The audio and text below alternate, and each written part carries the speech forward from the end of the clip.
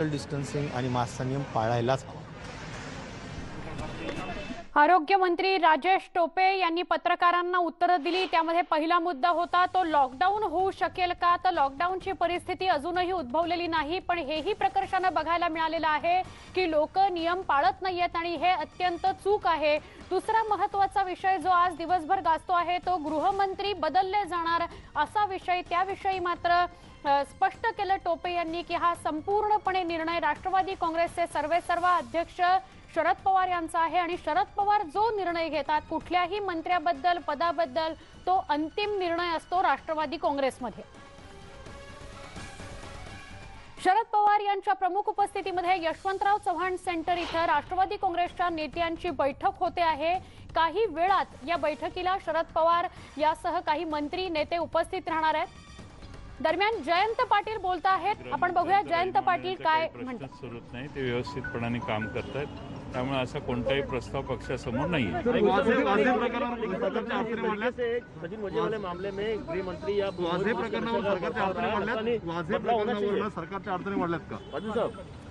असं आहे की सरकार ठाम मताचं आहे की ज्यांनी जर काही चुका केल्या असतील, कोणी कुठे इन्व्हॉल्व असेल तर त्यांना योग्य ते प्रायश्चित्त व्हायला पाहिजे।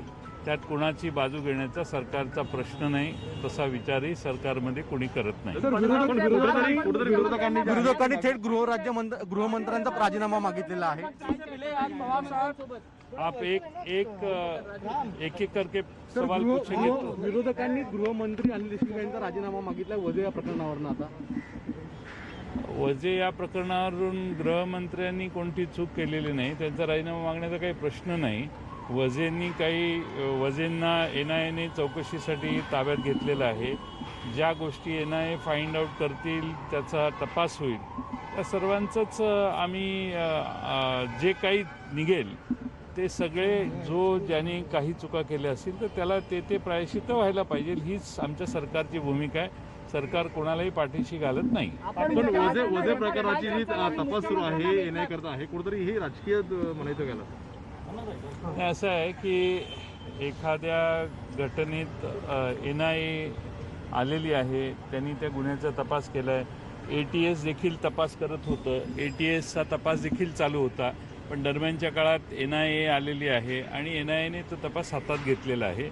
जी काही फॅक्ट आहे ती एटीएसच्या समोर जी आली त्याच प्रमाणात त्यांच्या समोरही येत असेल आणि त्याची अधिक माहिती आता ते पुढे तपास करतात, त्यांना जास्त माहिती मिळाली तर त्यावर योग्य ती कारवाई होईल। पवार साहब आज जाके मुख्यमंत्री को मिले और वही वजह मामले में ये इस्तीफा मांगने की आवश्यकता नहीं है और जो भी तपास इन्वेस्टिगेशन चालू है, हमारी एटीएस पहले कर रही थी, अभी एनआईए आई है, एनआईए तपास करेगी, उसमें से जो भी बाहर निकलेगा उसके ऊपर योग्य जो भी आवश्यक है वो कार्रवाई हो जाए। पवार साहब मिले मुख्यमंत्री से, क्या चर्चा हुई, क्या वहाँ पर क्या बातचीत हुई?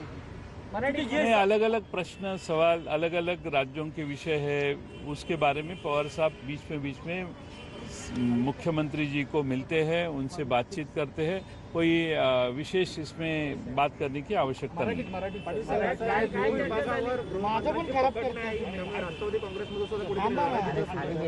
असा कोणताही प्रश्न नाही आहे, कोणत्याही परिस्थितीमध्ये अशी बदल करण्याची आवश्यकता आमच्या समोर आलेली नाही। तुमचं सुद्धा नाव चर्चेत आहे, गृहमंत्री नावं तर अनेकांची येऊ शकतात, त्यामुळे नाव आलं म्हणजे काही होईल असं नाही आणि असे नावं चालवण्याची आवश्यकताही नाही आहे। आमचे गृहमंत्री अनिल देशमुखच राहणार। पण साहेब आज सीएम आणि शरद पवारांची नेमकी भेट कशासाठी झाली, मग नेमकं कारण काय होतं?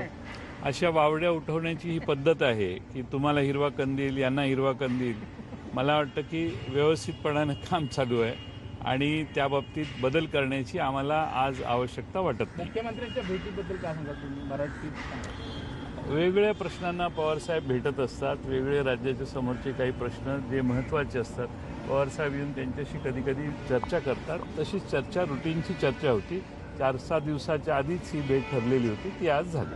आजच्या बैठकीमध्ये वजे प्रकरणावरून चर्चा होणार आहे का? कारण ज्या प्रकारे सरकार डॅमेज होताना पाहायला मिळत आहे। आजही पवारसाहेबांनी मंत्री राज्याचे राष्ट्रवादीचे जे मंत्री आहेत त्यांना देखील 3-4 महिन्यातून पवारसाहेब भेटत असतात, त्याप्रमाणे आजची ही बैठक बोलवण्यात आलेली आहे।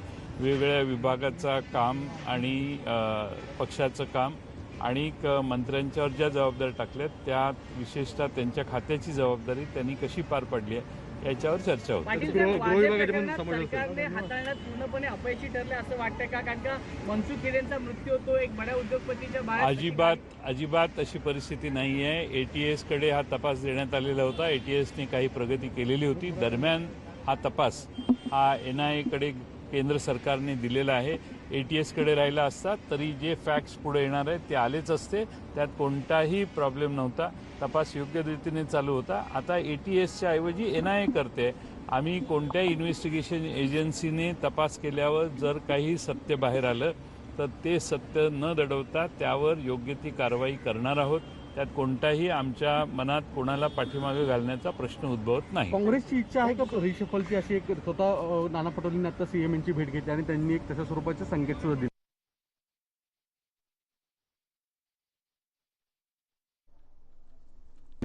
आणि कोणी कोणाला संकेत दिला तरी हा राष्ट्रवादी पक्षाच्या संबंधातला निर्णय आहे. तो मुख्यमंत्री आणि पवारसाहेब यांच्यावर अवलंबून आहे आणि अशी कोणतीही चर्चा या क्षणापर्यंत झालेली नाही.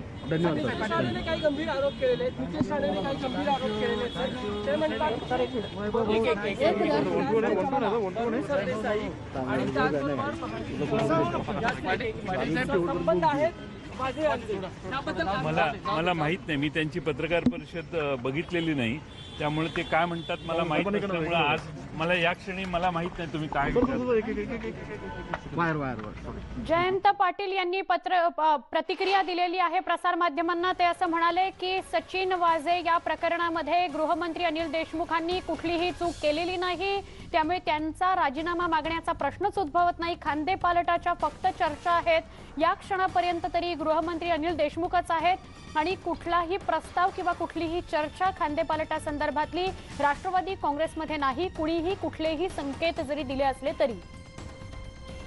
दरम्यान राष्ट्रवादी काँग्रेसचे नेते नवाब मलिक आणि हसन मुश्रीफ या दोघांनी या संदर्भात म्हणजे आजची बैठक असो किंवा खांदेपालट असो या सगळ्या संदर्भात काय प्रतिक्रिया दिली आहे ती आपण पाहणार आहोत. राष्ट्रवादी काँग्रेस पक्षाच्या मंत्र्यांची बैठक दर महिन्यामध्ये कुठेतरी आढावा बैठक होत राहत आहे आणि आज ही 4 वाजता ही बैठक 4 दिवस पूर्वी नियोजित करण्यात आली होती आणि त्या बैठक आज होणार आहे. नेहमीप्रमाणे या बैठकीमध्ये मंत्र्यांचा कामकाजचा आढावा, राजकीय परिस्थिती, संघटनेबाबत चर्चा हे दर महिन्यामध्ये जसं होत राहते त्यासाठी ही बैठक आजची आयोजित करण्यात आलेली आहे. ऑनर पण प्रश्न आहे. ताबडतोब बदली केली ना तात्काळ ते सगळं आता एकदा सरकारची अडचण झाली या सगळ्या प्रकरणावरून असं वाटत नाही आपल्याला? काय सरकारचा काय संबंध? ज्या पद्धतीने सरकार त्याची पाठराखण करत होते सरकार असं म्हणत होतं की चौकशी झाली पाहिजे. चौकशी सत्य समोर एवढं म्हणत होतं. चौकशी झाली पाहिजे. मुश्रीफ साहेब आता गृहमंत्र्यांवरच प्रश्न चौकशी व्हायची आधी फाशी देऊ नका. गृहमंत्र्यांमुळेच कुठेतरी अडचण होते आणि गृहमंत्री बदलायची आता चर्चा सुरू झालेली आहे. जयंत पाटील की अजित पवार? नाही. आपण थेट जाणार आहोत आमचे प्रतिनिधी सागर कुलकर्णी यांच्याकडे. त्यांच्याशी अधिक बोलूया.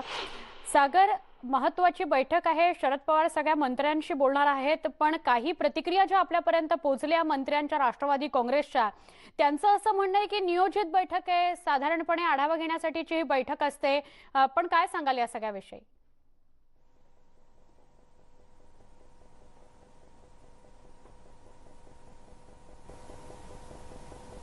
सागर, आमचे प्रतिनिधी सागर कुलकर्णी यांच्याशी आपण बोलूया. काही क्षणामध्ये शरद पवार मंत्र्यांची बैठक घेणार आहेत. आमचे प्रतिनिधी सागर परत जोडले गेलेले आहेत. सागर, या बैठकी संदर्भात काय अपडेट? कारण सगळे मंत्री तसं म्हणतायत की ही रुटीन बैठक आहे. राष्ट्रवादी काँग्रेसची सर्व मंत्र्यांकडून दर महिन्याला शरद पवार हे आढावा घेतात. तशा स्वरूपाचं कारण